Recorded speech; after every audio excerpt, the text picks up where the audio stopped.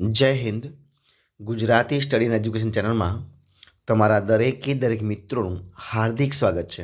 તો આજે આપણે વિડીયોમાં જોઈશું કે ધોરણ 12 વિષય છે મિત્રો મનોવિજ્ઞાન, અને એની અંદર મનોવિજ્ઞાનની અંદર મિત્રો માર્ચ 2023નું જે બોર્ડનું પેપર છે એનો આપણે વિભાગ એ અને બી સંપૂર્ણ સોલ્યુશન જોવાના છીએ. તો વિડીયો પૂરેપૂરો જોજો. શરૂઆત કરીએ આપણે વિડીયોની. જોઈએ વિભાગ એ છે તો એની અંદર મિત્રો વિકલ્પો આપ્યા છે. તો જોઈએ આપણે એના પ્રશ્નના જવાબ આપવાનો પ્રયત્ન કરીએ. પ્રશ્ન 1 છે મિત્રો તમારી સમક્ષ કે ધ્યાનની જનની તરીકે કોને ઓળખવામાં આવે છે? શિક્ષણ, જરૂરિયાત, ટેવ કે રસ? તો મિત્રો આ પ્રમાણે તમારી સમક્ષ ઓપ્શન આપ્યા છે. તો એની અંદર એના જવાબ શું બનશે? તો ધ્યાનની જનની તરીકે મિત્રો જે ઓપ્શન ડી છે રસ, એ રસને ઓળખવામાં આવે છે. કોને? તો રસને. પ્રશ્ન બીજો, પ્રયત્ન અને ભૂલ દ્વારા શિક્ષણના પ્રયોગો કોણે કરેલા છે? ઇવાન પાવલોવ, સ્કિનર, થોર્નડાઇક કે વોટસન? તો મિત્રો જવાબ શું આવશે? જવાબ આવશે ઓપ્શન સી થોર્નડાઇક. ઓપ્શન સી જવાબ આવશે થોર્નડાઇક. પ્રશ્ન આપણે આગળ જોઈએ કે રેવનની, કોની મિત્રો? રેવનની જે બુદ્ધિ કસોટી છે એ બુદ્ધિ કસોટી કઈ સાલમાં રચવામાં આવી હતી? ઈસવીસન 1920, ઈસવીસન 1940, ઈસવીસન 1936 કે ઈસવીસન 1967? તો જવાબ શું આવશે? ઈસવીસન 1936માં. ઓપ્શન સી જવાબ આવશે. એટલે કે રેવનની બુદ્ધિ કસોટી એ ઈસવીસન 1936માં રચવામાં આવી હતી. પ્રશ્ન આપણે આગળ જોઈએ કે સામાજિક રીત રિવાજો, મૂલ્યો, રહેણીકરણી અને વિચારસરણી આત્મસાત કરવાની જે પ્રક્રિયા છે એ પ્રક્રિયા એટલે શું? સામાજિકરણ, મનોવલણ, પૂર્વગ્રહ કે સમાજ અભિમુખતા? તો એની જવાબમાં શું આવશે? જવાબ આવશે ઓપ્શન એ એટલે કે સામાજિકરણ. કે સામાજિક રીત રિવાજો, મૂલ્યો, રહેણીકરણી અને વિચારસરણીની આત્મસાત કરવાની જે પ્રક્રિયા છે એ પ્રક્રિયાને શું કહેવાય? તો એને કહેવાય સામાજિકરણ. ઓપ્શન એ જવાબ આવશે. જોઈએ પ્રશ્ન આપણે આગળ કે આંતરિક સહજ જે પ્રતિક્રિયા છે એ કઈ છે? હસવું, રડવું, દોડવું કે ચાલવું? તો જવાબ શું આવશે? જવાબ આવશે ઓપ્શન બી રડવું. ઓપ્શન બી જવાબ આવશે રડવું. પ્રશ્ન જોઈએ આપણે આગળ 6 નંબરનો. શું છે પ્રશ્ન? કે કયું ઉપતંત્ર સુખના સિદ્ધાંતને અનુસરે છે? નિમ્ન અહમ, ઉપરી અહમ, અહમ કે સ્વ? તો મિત્રો જે નિમ્ન અહમ છે એ નિમ્ન અહમ એટલે કે ઓપ્શન એ જવાબ છે એ સુખના સિદ્ધાંતને અનુસરે છે. પ્રશ્ન આપણે આગળ જોઈએ 7મા નંબરનો. તો એમાં જવાબ શું આવશે?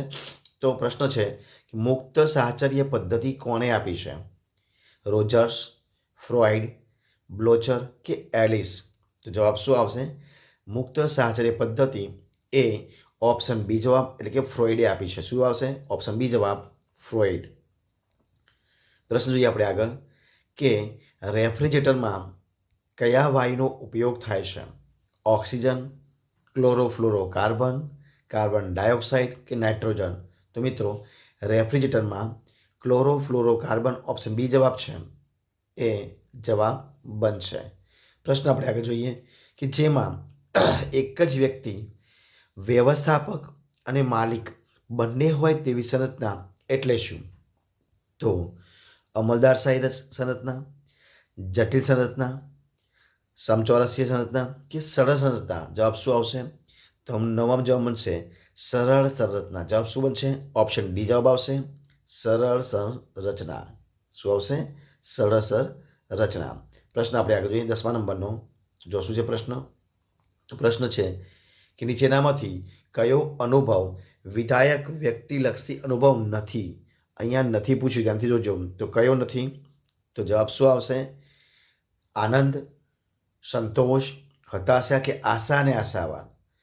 તો અનુભવ વિધાયક વ્યક્તિલક્ષી અનુભવ નથી તો હતાશા એ નથી. જવાબ આવશે ઓપ્શન સી જવાબ બનશે. મતલબ આનંદ, સંતોષ અને આશાને આશાસ્પદ અનુભવ છે પરંતુ અહીંયા નથી પૂછ્યું છે એટલે આવશે હતાશા. ઓપ્શન સી જવાબ બનશે. પ્રશ્ન આપણે આગળ જોઈએ. ઓપ્શન બી જવાબ આપે છે, એટલે કે વિભાગ બીમાં કે એક વાક્યમાં ઉત્તર છે, દરેકનો એક ગુણ છે. તો કે વ્યક્તિના શ્રવણની સંવેદનની સીમા શું છે જણાવવાની છે. વ્યક્તિના શ્રવણ સંવેદનની સીમા મિત્રો શું છે? તો એ 20થી જે 20,000 છે એ 20,000 સુધીની જે CPS એટલે કે જે CPS છે CPS જવાબ બનશે. એના પછી પ્રશ્ન આપણે બીજા નંબરનો કે પ્રબલન એટલે શું? પ્રબલન કોને કહી શકાય?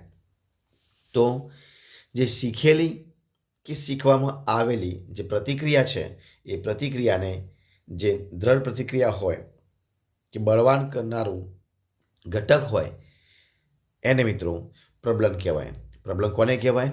તો કે શીખેલી કે શીખવામાં આવેલી પ્રતિક્રિયાને દ્રઢ કે બળવાન કરનારું જે ઘટક છે એ ઘટકને પ્રબલન કહેવામાં આવે છે. એના પછી વ્યક્તિગત બુદ્ધિ કસોટી કોને કહી શકાય? તો કે એક જ સમય હોય અને એક સાથે એક જ વ્યક્તિને આપી શકાય જે કસોટી હોય એવી કસોટીને વ્યક્તિગત કસોટી કહી શકાય.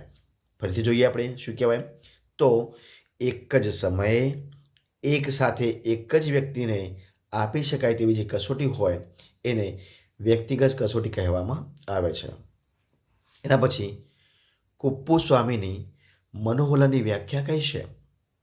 તો કુપ્પુસ્વામીની મનોવલણની વ્યાખ્યા બનશે કે મનોવલણ એ અમુક વસ્તુ, વ્યક્તિ કે પરિસ્થિતિ પ્રત્યે વિશિષ્ટ પ્રતિક્રિયા કરવાની જે સુસંગત, સંપાદિત અને આવેગયુક્ત જે પૂર્વવૃત્તિ છે એને મનોવલણ કહેવામાં આવે છે.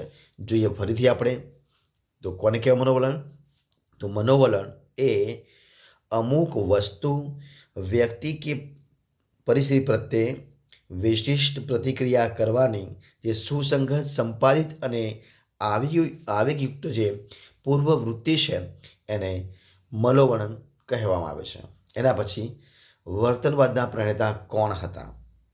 તો એ હતા જે.બી. વોટસન. કોણ હતા? જે.બી. વોટસન હતા. એના પછી જોઈએ આપણે પ્રશ્ન આગળ. કયો છે પ્રશ્ન? કે પ્રતીક વિનિમય પદ્ધતિમાં કેવા પ્રતીકો હોય છે? શેમાં? પ્રતીક વિનિમય પદ્ધતિમાં કેવા પ્રતીકો હોય છે? તો કાર્ડ કે ધાતુની ચડતી જેવા પ્રતીકો. કેવા છે? કાર્ડ કે જે ધાતુ હોય તો એ ધાતુની કેવા? તો ચકતી જેવા ધાતુની ચકતી જેવા પ્રતીકો હોય છે. કાર્ડ કે ધાતુની ચકતી જેવા પ્રતીકો હોય છે. હવે જોઈએ પ્રશ્ન આપણે આગળ કે કટ લેવીને વ્યક્તિ અને પર્યાવરણ વચ્ચેના સંબંધનું સ્વરૂપ દર્શાવવા કયો ખ્યાલ આપ્યો છે? તો કટ લેવીને વ્યક્તિ અને પર્યાવરણ વચ્ચેના સંબંધનું સ્વરૂપ દર્શાવવા માટે જે જીવન અવકાશ છે એ જીવન અવકાશ નામનો ખ્યાલ દર્શાવે છે. કયો છે? જીવન અવકાશ. પ્રશ્ન આપણે આગળ જોઈએ. 18મા નંબરનો પ્રશ્ન છે કે જરૂરિયાતના ઉચ્ચ પદાનુક્રમ એટલે કે શ્રેણીનો સિદ્ધાંત કોણે આપ્યો છે? તો એ મિત્રો આપ્યો છે ઈસવીસન. કોને આપ્યો છે? ઈસવીસન 1943ની અંદર. કોને આપ્યો છે? ઈસવીસન 1943માં આપ્યો છે. કોને? તો અબ્રાહમ મેસ્લોય. કોને આપ્યો છે? અબ્રાહમ મેસ્લોય આપ્યો છે. ક્યારે? તો ઈસવીસન 1943માં. ઈસવીસન 1943માં અબ્રાહમ મેસ્લોય પ્રેરણાની સમજૂતી માટે જરૂરિયાતો આપી. શેના માટે? તો પ્રેરણાની જરૂરિયાતો માટે આપ્યો છે. એના પછી મુલાકાત એટલે શું? મુલાકાત કોને કહી શકાય? તો બે અથવા બેથી વધુ વ્યક્તિઓ વચ્ચેની મોઢામોઢી જે વાતચીત હોય એને મુલાકાત કહેવાય. કોને કહેવાય? તો બે અથવા બેથી વધુ વ્યક્તિઓ હોય એમના વચ્ચે જે મોઢામોઢની જે વાતચીત કરવામાં આવી હોય એને મુલાકાત કહેવામાં આવે છે. જોઈએ પ્રશ્ન આપણે આગળ 20મા નંબરનો. તો જોઈએ પ્રશ્ન છે કે વિધાયક મનોવિજ્ઞાન એ લાંબો ઇતિહાસ અને ટૂંકો ભૂતકાળ ધરાવે છે એવું કોણે નોંધ્યું છે? તો વિધાયક મનોવિજ્ઞાન એ લાંબો ઇતિહાસ અને ટૂંકો ભૂતકાળ ધરાવે છે એવું મિત્રો પીટરસન. કોને? પીટરસને નોંધ્યું છે. કોણ આવશે? પીટરસન. જોઈએ આપણે વિભાગ સી. તો તમારે કયા કયા પ્રશ્નો લખવાના હતા આપણે જોઈ લઈએ ફટાફટ. તો વિભાગ સીમાં છે કે 21થી 31 સુધીના પ્રશ્નોના સંક્ષિપ્તનો ઉત્તર લખવાના હતા. પ્રત્યેકના 2 ગુણ છે. તો રૈખિક પરિપ્રેક્ષ્ય કયા સંકેતમાં થાય છે અને કેવી રીતે, શિક્ષણની તરાહો જણાવો, પ્રશિષ્ટ અભિસંધાનમાં વિલોપનની ક્રિયા સ્પષ્ટ કરવાની હતી, માનસિક વયની વ્યાખ્યા આપવાની હતી. એના પછી સમૂહ માધ્યમ એટલે શું, એ સમૂહ માધ્યમ કોને કહેવાય એ દર્શાવવાનું હતું, પૂર્વગ્રહો સંપાદિત છે એ સમજાવવાનું હતું, અનુકંપિત ચેતાતંત્રનું કાર્ય જાણવાનું હતું. અથવામાં આપ્યું છે હતાશાની વ્યાખ્યા આપવાની હતી, સ્વાનુભૂતિ એટલે શું એની વ્યાખ્યા આપવાની હતી. એના પછી હવાનું પ્રદૂષણ થવાના જે કારણો છે એ સ્પષ્ટ કરવાના હતા. શ્રમ વિભાજન કોને કહેવાય અથવા તો તાલીમની વ્યાખ્યા આપવાની હતી. ને સંસ્કૃતિ એટલે શું એની વ્યાખ્યા આપવાની હતી. અથવામાં આપ્યું છે કે સુખાકારી અંગેના અમેરિકન સંસ્કૃતિના કેન્દ્રીય મૂલ્યો કયા કયા છે એ તમારે સમજાવવાનું હતું. અને એના પછી વિભાગ ડી આપ્યો છે, એમાં છે 32 થી 42 પ્રશ્નના ઉત્તર મુદ્દાસર આપવાના, પ્રત્યેકના 3 ગુણ છે. તો સંવેદનનો અર્થ આપી તેની સમજૂતી આપવાની હતી. કોહલરનો ચિમ્પાન્જી પરનો એક લાકડીવાળો પ્રયોગ વર્ણવવાનો હતો. બુદ્ધિ અંગેના સામાન્ય સંભવિતતાના આલેખની સમજૂતી આપવાની હતી. એના પછી મનોભારના ઉદ્ગમ સ્થાનો તરીકે રોજિંદી મુશ્કેલીઓ સમજાવવાની હતી. ચેતન મન અને અચેતન મનની સંક્ષિપ્તમાં સમજૂતી આપવાની હતી. ધ્યાનદ્યુનતા અતિ પ્રવૃત્તિશીલતા એટલે કે ADHD વિકૃત ધરાવનાર બાળકોમાં જોવા મળતા જે લક્ષણો છે એ વર્ણવવાના હતા. મનોપચારની પ્રક્રિયાના તબક્કાઓ સમજાવવાના હતા. અથવામાં આપ્યું છે યોગના 8 અંગોના નામ આપવાના હતા અને નિયમ અંગે ટૂંકી સમજૂતી આપવાની હતી. ભીડ અને ગીચતાના ખ્યાલને મુદ્દાસર સમજાવવાનો હતો. અથવામાં આપ્યો છે કે બ્રોન ફ્રેન્ડબેનરના પર્યાવરણ અંગેના 5 તંત્રોની સમજૂતી આપવાની હતી. લેખિત કસોટીઓની સમજૂતી આપવાની હતી.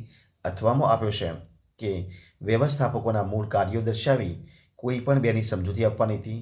વિધાયક મનોવિજ્ઞાનના ધ્યેયો બનાવવાના હતા. વિધાયક મનોદશા અને વર્તનની સમજૂતી આપવાની હતી.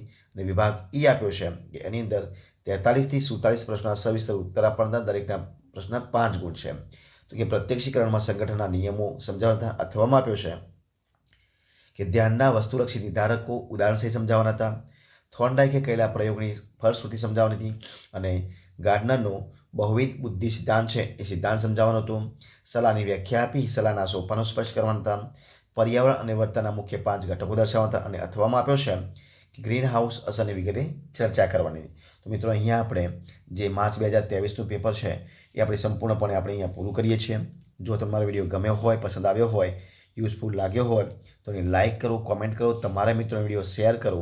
અને છેલ્લે ચેનલમાં નવા હોય, ચેનલ સબસ્ક્રાઈબ ન કરી હોય તો ગુજરાતી સ્ટડી એજ્યુકેશન ચેનલને સબસ્ક્રાઈબ કરવા માટે વિનંતી છે. આપણે ફરીથી મળીશું એક નવા વિડીયો સાથે, નવા ટોપિક સાથે. ત્યાં સુધી બની રહો. જય હિન્દ, જય ભારત, જય જય ગરવી Gujarat. Best of luck. Thank you.